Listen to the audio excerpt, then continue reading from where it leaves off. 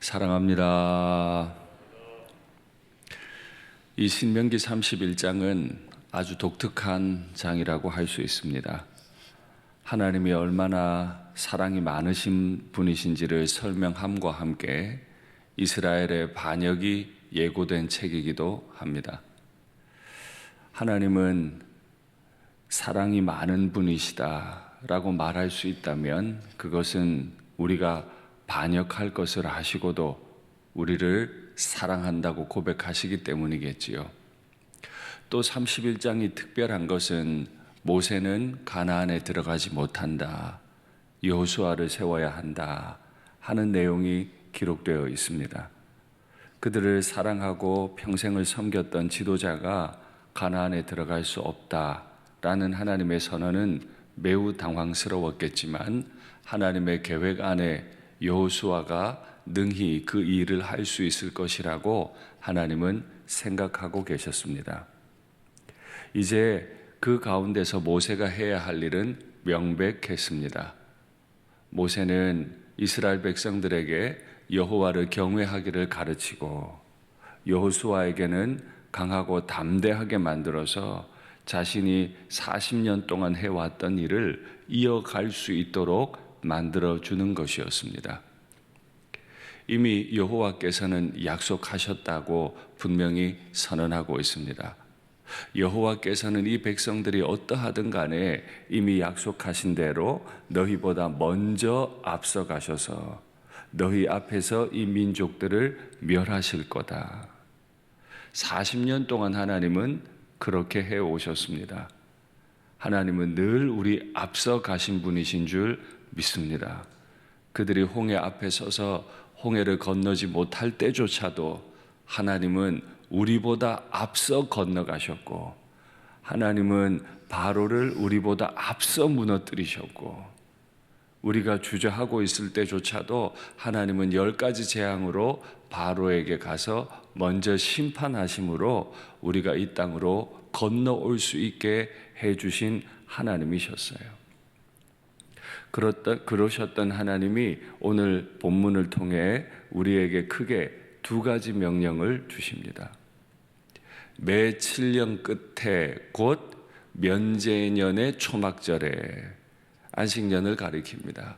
그 초막절에 여호와께서 정하신 곳, 여호와께서 택하신 곳에 너희가 모일 때마다 이 율법을 가르쳐서 그들에게 듣게 해줘야 한다. 우리를 위해 앞서가며 싸우시는 하나님이 우리에게 부탁하신 것은 7년에 한 번씩 모일 때마다, 매년 모이는 것입니다마는 특별히 7년째 꼭 하나님이 택하신 곳에서 들려주어야 할 내용이 있다는 거예요.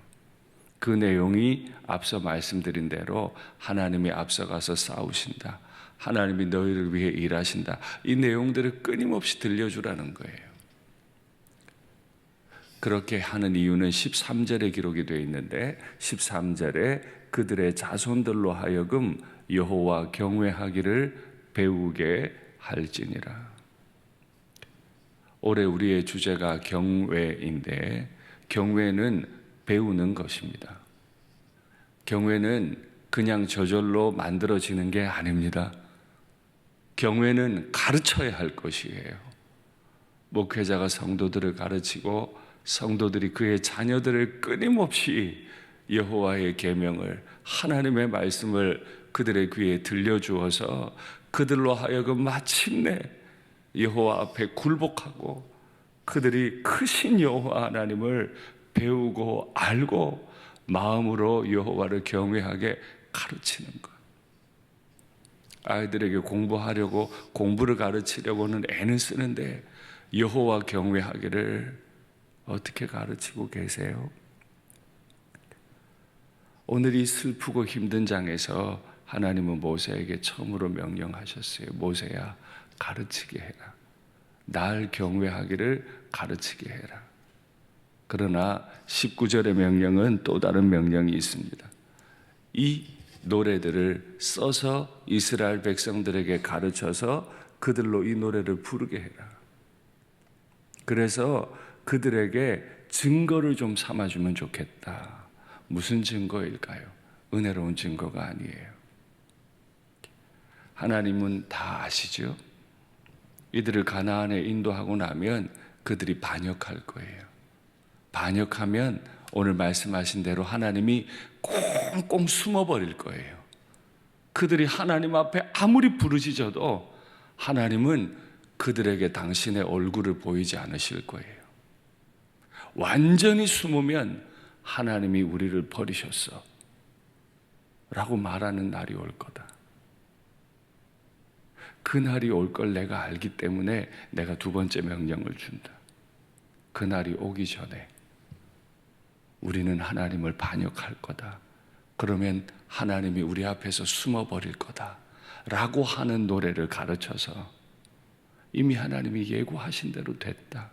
우리가 반역했기 때문에 하나님이 우리의 기도를 듣지 않으신다 라고 가르쳐서 내가 너희를 버린 게 아니고 너희가 나를 먼저 버렸어.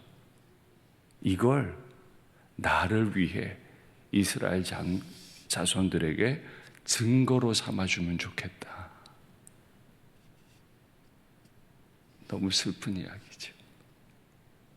당신의 이름을 걸고 인도해낸 백성이, 당신께서 앞서 건너가서 싸워주신 그 백성이 하나님을 버릴 것을 아시고 하나님을 버린 백성 앞에 자신을 꽁꽁 숨겨버릴 것도 아시고 이 백성들이 하나님 숨은 걸 보고 원망할 것도 아시고 그러니까 너는 내 사랑을 이 백성들이 잊지 아니하도록 증거를 만들어 노래로 부르게 하거라. 가만히 묵상하면 참 하나님의 마음이 얼마나 아프셨을까 생각합니다. 내가 그들을 인도해서 젖과 꿀이 흐르는 땅으로 들어가게 하면 그들이 먹어 배부르고 살찌게 될 거다. 우린 늘 그래요. 노예 시절에 고통을 당하면 하나님을 부르다가 하나님의 인도를 받아 먹어 배부르고 살찌게 되면 하나님이 평안을 주시면 또다시 그들은 내 언약을 어길 거다.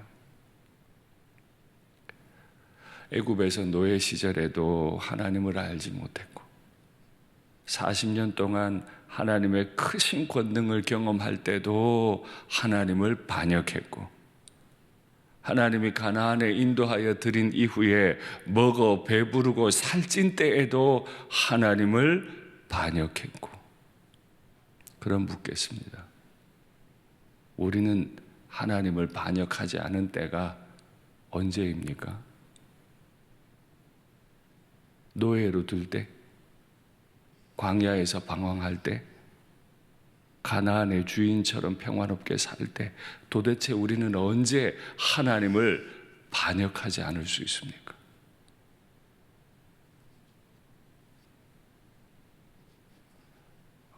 이 성경을 읽으며 우리가 절망하는 이유입니다.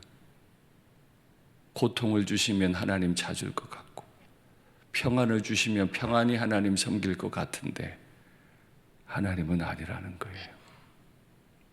방황할 때도 너희는 돌이켜 우상을 섬겼고 내가 평안을 줄 때도 그래서 먹어 배부르고 살찔 때도 너희는 날 섬기지 않는다. 내가 이 백성을 인도하여 드리기 전 오늘 내가 그 모든 걸 안다 라고 말씀하십니다. 너희가 날 반역할 백성이라는 걸 오늘 나는 안다. 이게 제 마음을 다 아프게 합니다. 평안할 때도 반역하고 방황하면서도 반역하고 노예일 때도 반역하는 걸 오늘 이미 광야에서 가나안으로 들어가기 전 오늘 이미 다 아시고도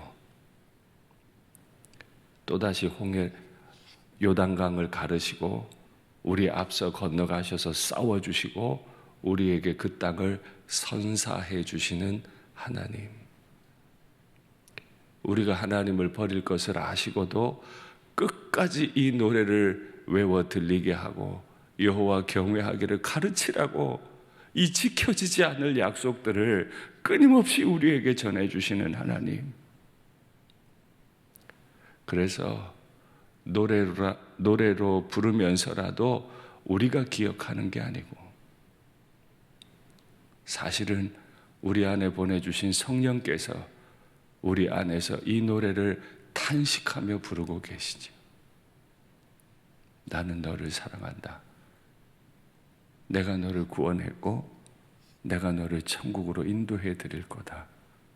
내가 방황할 때도, 내가 죄의 노예로 살아갈 때도, 내가 먹어 배부르고 살찔 때조차도 성령께서 이 가슴 안에 거하시면서 탄식하며 기도하고 계심을 믿습니다. 말씀을 맺겠습니다. 우리는 어디서 여호와 경외하기를 배우나요? 내가 이렇게 불가능한 인생임을, 내가 이렇게까지 절망적인 인생임을 알 때, 그럼에도 오늘 내 반역을 아시고도 여전히 날 위해 탄식의 노래를 부르고 계시는 내 하나님을 알 때 하나님 경외하기가 시작됨을 믿습니다. 오늘 하루 여호와 그 사랑 많으신 하나님 경외하며 조심조심 이 한 길을 걸어가기를 간절히 바랍니다.